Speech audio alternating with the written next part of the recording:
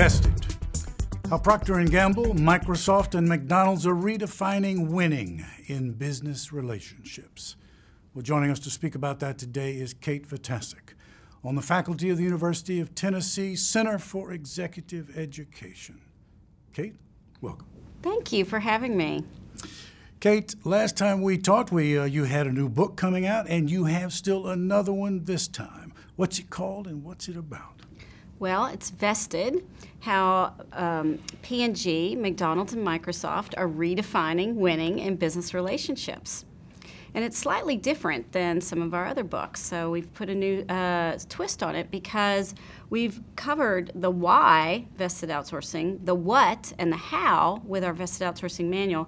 And now what we wanted to do is tell the stories of how successful companies are actually applying the concepts and the real results. So real stories, real companies, real results. Well, no, wait. Now, that's something that I think people should be very much interested in because these, of course, are major companies. People want to know what's going on at places like Procter & Gamble and at McDonald's and Microsoft. They want to know about their supply chain management practices. They want to know what their strategies are. So are they going to learn anything about those kinds of things in this new book? They will actually. We tell the stories through the eyes of the 5 rules of vested outsourcing. So in vested outsourcing, rule number 1 is outcome-based versus transaction-based business models. And in that story, we tell how P&G actually challenged an activity transaction-based business model in their real estate and facilities management with a 10-year relationship now with Jones Lang LaSalle that they've been working on, 2-time Supplier of the Year, phenomenal results.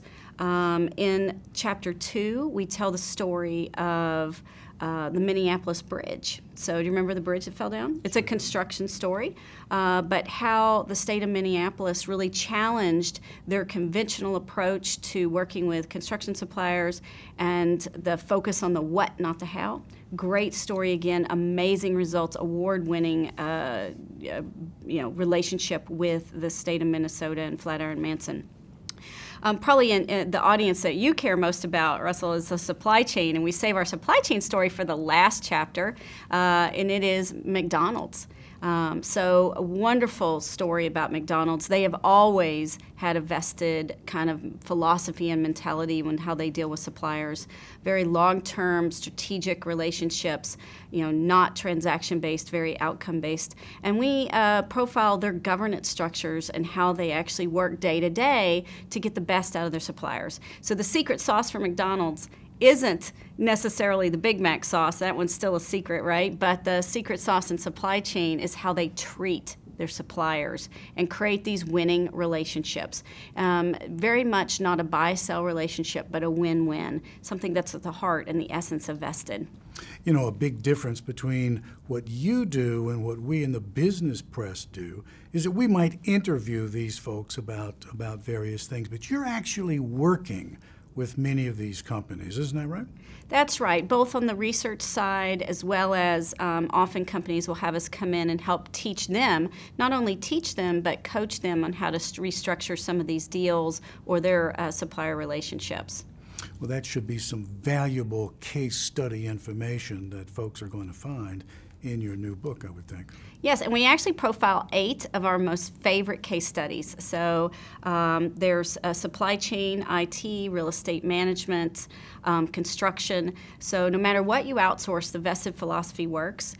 Definitely works in supply chain. McDonald's, by the way, little trivia for you, #1 on the Dow in all 30 of the 30 categories of the Dow Jones. So since they've really tried to emphasize their plan to win process in the early 2000s, they have tightly aligned their supply base to their plan to win. So think about it. I'm not going to outsource to you or I'm not going to create a supplier relationship where I'm just buying and selling. We're going to have a plan to win. So here's my plan to win. I want the suppliers to be in harmony and aligned to my plan to win. And so that's that tight vested relationship, the creating goals and objective alignments where you're tightly aligned to achieve success. You know, it occurs to me there might be one or two folks out there who still are not quite sure about what vested outsourcing means. So, number one, I want to ask you to define that. And then I want to ask you about companies that are not actually involved in your research. Are you finding that they are embracing vested? Well, first I'll answer what is vested outsourcing. It's think of it as a joint venture without a joint venture. Right? So in a joint venture, the two companies join as one. They have a unified set of books. Their goals and objectives are aligned because they are one company. A vested outsourcing relationship looks and feels and acts like a joint venture. It's very strategic in nature, but it's still a buy-sell relationship. It's still a supplier. So we have a vested interest in each other's success. So there are 5 rules. In the book, we actually share each of the 5 rules and how the companies follow them.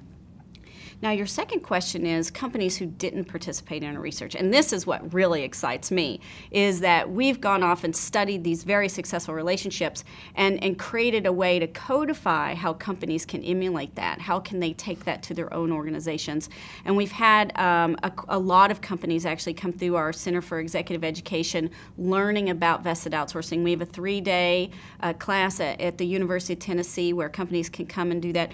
Dell was one of the companies that came about a year and a half ago. They came to their first vested outsourcing class, came back, socialized the concept, socialized it internally as well as with a supplier, and this past, about 6 months ago, decided to move down the path, and they have recently completed a vested deal, and in the first 2 months already achieved a good return on investment for that. So very successful.